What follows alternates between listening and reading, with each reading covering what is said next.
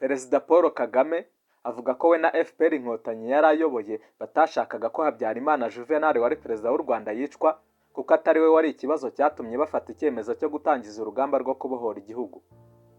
Muri Mata 1994 nibwo Habyarimana ari umaze imyaka 21 ari perezida w'u Rwanda yapfuye ubwo indege yari imutwaye yaraswaga igahanuka i Kanombe.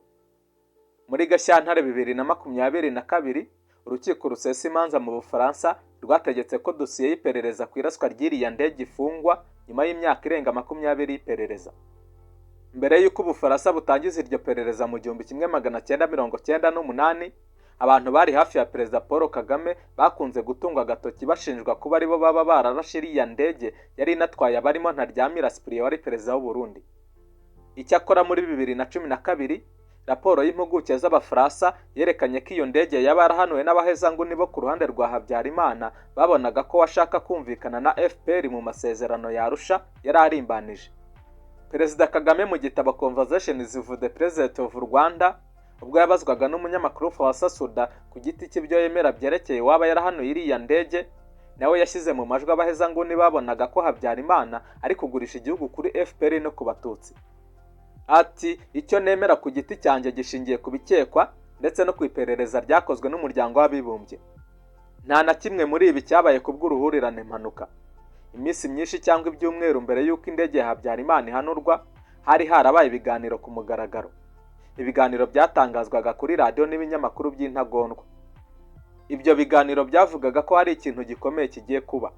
Uko igihe cyegerezaga, igihe nyacyo icyo kintu cyagombaga kuberaho cyarushijeho gusobanuka.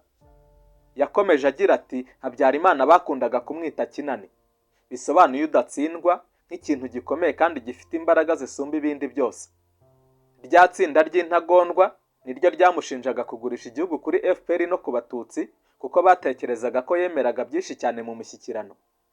Mu bitekerezo byabo, kuba yari yaremeye kuganira no kwemera ko RPF yinjira muri guverinoma byari ukwemera ibintu birenze urugero. Niba ari ubwa mbere unyumvise, kora subscribe, ufungure n'inzogera cyangwa se notification bell kugira ngo utazongera gucikwa. Perezida Kagame yagaragaje ko abari basangiye ishyaka na Habyarimana bari bafite imyumvire y'ubutagondwa burenze ubwe, nubwo bidasobanura ko nawe atari intagondwa. Yunzemo ati ashobora kuba yarageragezaga gukemura ibintu akoresheje ubwenge n'ubushishozi bwinshi, ariko yari agifite imyumvire y'ubutagondwa. Uburyo yakoragamo bwari butandukanye, ariko ingengabitekerezo yari imwe. Umukuru w'igihugu ubwo yibutswaga ko FPR Inkotanyi yari ifite impamvu yo kwica Habyarimana, yavuze ko ku ruhande rwabo byari bitandukanye. Ati ibyo ni ikibazo gitandukanye. Ntabwo twari tugambiriye Habyarimana nk'umuntu ku giti cye. Icyo twashakaga cyari ugukuraho ubutegetsi bwari burimo na Habyarimana, ariko ntitwigeze twemera ko gukuraho umuntu umwe ari byo byari gutuma iyo systeme yose ivaho. Nta na kimwe mu bikorwa byacu, mu mitekerereze yacu cyangwa se mu magambo twavuze kigaragaza ko Habyarimana ari we twari tugambiriye. Icyo twibandagaho cyari uko iyo systeme yose ivaho uko yakabaye, nubwo byitwaga ko ari we wari systeme yari iriho. Ati ntabwo byari gutuma habaho iterambere iryo ari ryo ryose. Kubw'ibyo rero, mu igenamigambi no mu gutegura ingamba, ntitwagombaga kugambirira umuntu ku giti cye. Ibyo byari kuba ikosa ridafitiye inyungu na nkeya intego zacu z'ibyo twashakaga kugeraho. Intambara yacu ntiyari igambiriye Habyarimana, intambara yacu yari igambiriye systeme. Iri ni itandukaniro rikomeye cyane. Nyuma y'uko Habyarimana avanywe ku butegetsi, abo mu muryango we barahunze ndetse bagiye bumvikana kenshi nk'abatavuga rumwe n'ubuyobozi buriho. Inkuru zeruka kuri ibi ni izivugwa ku muhungu Habyarimana. Vuba aha ku itariki ya 6 Werurwe 2026, Perezida Paul Kagame yongeye kugaragaza ko hari imikoranire ikomeje hagati ya guverinoma ya Repubulika Iharanira Demokarasi ya Kongo n'abarimo Jean-Luc Habyarimana usanzwe ari umuhungu wa Habyarimana Juvenal wahoze ari perezida w'u Rwanda mu rwego rwo gushimangira ubufatanye n'umutwe wa FDLR. Umukuru w'igihugu yabigarutseho mu ijambo yagejeje ku badiplomate bahagarariye ibihugu n'imiryango mpuzamahanga itandukanye mu Rwanda nyuma yo kubakira mu musangiro. U Rwanda rumaze iminsi ruri ku gitutu cy'ibihugu birangajwe imbere na Leta Zunze Ubumwe za Amerika, ndetse zikomeje kugenda zirufatira ibihano zirushinja guha ubufasha umutwe witwaje intwaro wa AFCM 23. Amerika kandi rushinja kunanirwa kubahiriza amasezerano ya Washington rwasinyanye na Kongo Kinshasa mu mwaka ushize wa 2025. Perezida Paul Kagame yagaragaje ko u Rwanda kimwe n'ibindi bihugu rufite uburenganzira bwo kurinda imipaka yarwo, gusa amahanga akaba akomeje kurusaba kwirengagiza ibibangamiye umutekano warwo. Umukuru w'igihugu agaruka ku makimbirane yo mu burasirazuba bwa Kongo yavuze ko atari mashya cyangwa se ngo abagoye kuyasobanukirwa. Yavuze ko byabaye ngombwa ko amara imyaka myinshi kubera kwirengagizwa n'abafite ubushobozi bwo gukora itandukaniro rinini mu kuyakemura. Kagame yongeye kugaragaza ko impungenge z'umutekano u Rwanda rufite zishingiye ku kuba umutwe wa FDLR n'ingengabitekerezo yawo mbi y'ubuhezanguni bikiriho. Yavuze ko igiteye impungenge kurushaho ari uko FDLR n'ingengabitekerezo yayo ya jenoside bifite abayishyigikiye mu karere no hanze yako. Perezida Paul Kagame yashimangiye ko leta ya Kinshasa imaze iminsi y'ubufasha uriya mutwe ndetse ko imaze igihe mu biganiro n'umuhungu wa Habyarimana n'abandi bantu batandukanye mu rwego rwo gushimangira imikoranire igamije guha imbaraga FDLR. Ati mu mpera y'imyaka y'1990 ibitero byambukiranya umupaka by'uriya mutwe witwara gisirikare byaturutse ku butaka bwa RDC byatwaye ubuzima bw'abantu imbere mu Rwanda. Guverinoma ya Kongo yahaye FDLR ubufasha bwa politike n'ubw'amafaranga ininjiza umutwe mu nzego z'igisirikare cyayo usigaye ukoreramo nta nkomyi. Yunzemo ati bagabye ibitero ku Rwanda inshuro nyinshi, ibihugu bimwe biburira abaturage babyo. Nyuma umuhungu wahoze ari umuyobozi w'u Rwanda washuye iki gihugu kuri jenoside n'abo bakorana bya hafi bamaze igihe basura Kinshasa mu rwego rwo gushimangira ubufatanye na FDLR kandi bakirijwe yombi.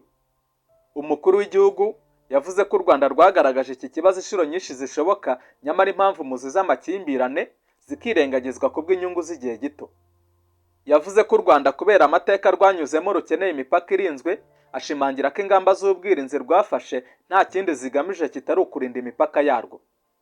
Yasabye ko gukemura ikibazo cyo mu burasirazuba bwa Repubulika Iharanira Demokarasi ya Kongo cyakemurwa n'uko impande zifitanye ikibazo zibazwa inshingano ku buryo bungana.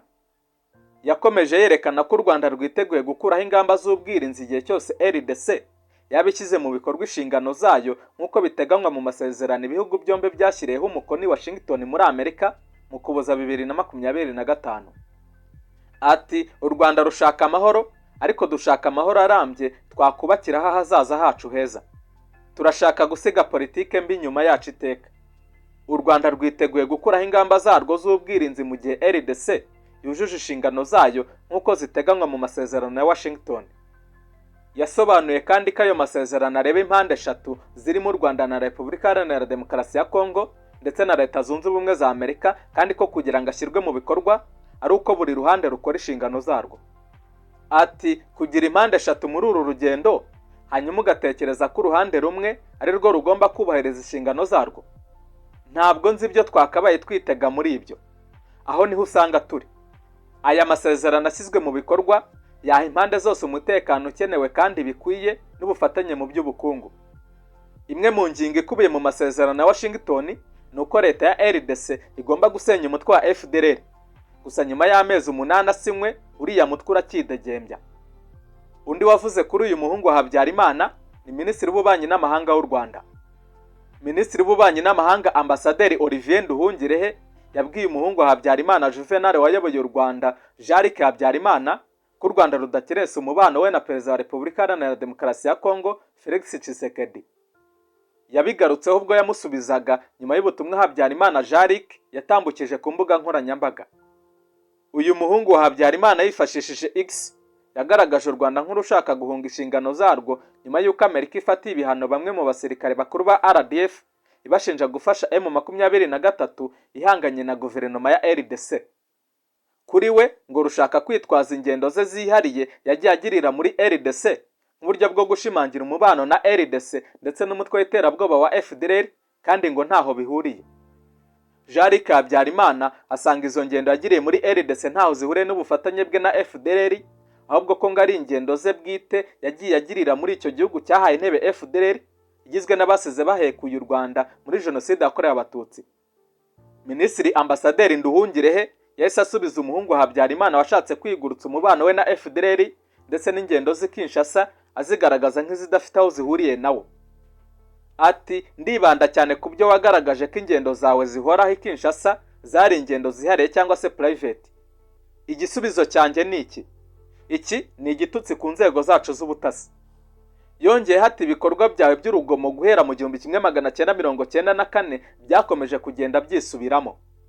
Aho kuba mu buhungiro wishimye, aho gushaka akazi mu Bufaransa, wahisemo kwinjira muri arena cyangwa se mu kibuga ukorana na FDLR igizwe n'abajenosideri na Perezida Tshisekedi mu gutegura ibikorwa bigamije kugirira nabi igihugu cyawe. Nduhungirehe yamweretse ko mu byo yakora byose u Rwanda rufata umubano we na Tshisekedi na FDLR nk'ikintu gikomeye. Ati ariko ntugire impungenge, ibyo bikorwa tubifata nk'ibintu bikomeye. Ambasaderi Nduhungirehe kandi yongeye kwibutsa ibikorwa bibi byaranze ubutegetsi bwa Perezida Habyarimana Juvenal biri mu rupfu rw'ahoze ari Perezida wa Repubulika ya mbere Gregoire Kayibanda, Felicien Nyiramutarambirwa, Silvio Sindambiwe, abatutsi bishwe muri Murambi, Kibirira, Bugesera, Mukingo mu 1990 na Agathe Uwiringiyimana wari minisitiri w'intebe n'abandi. Yibukije umuhungu wa Habyarimana kandi ko tariki 22 Kamena 1994 mu rukiko rwa gisirikare mu Bubiligi abakobwa babiri bamureze gukangisha kurasa umurambo wa Agathe Uwiringiyimana yifashishije imbunda ya Victor Elfo yakundaga kwitwaza. Kugeza ubu muri RDC habarurwa abarwanyi ba FDLR bari hagati y'ibihumbi 7 n'ibihumbi 10. U Rwanda rwerekana ko uretse abarwanyi b'uwo mutwe unubakiye ku ngengabitekerezo ya jenoside ari nayo ikomeje gukwirakwiza mu yindi mitwe n'ingabo za leta ya RDC bikorana. Mu mpera za 2025 byamenyekanye ko Perezida Tshisekedi Tshilombo wa Repubulika Iharanira Demokarasi ya Kongo n'umuryango wa Juvenal Habyarimana mu Bufaransa batangiye kunoza umugambi wo guhungabanya umutekano w'u Rwanda babinyujije mu mutwe w'iterabwoba wa FDLR. Amakuru yizewe yavugaga ko Tshisekedi n'umuryango wa Habyarimana bateganyaga guha FDLR ibikoresho bihagije bayifashe kubona abarwanyi bashya kandi habwa ubuyobozi bushya, aho umuhungu wa Habyarimana Jean-Luc Habyarimana azaba ari we muyobozi mukuru w'uyu mutwe.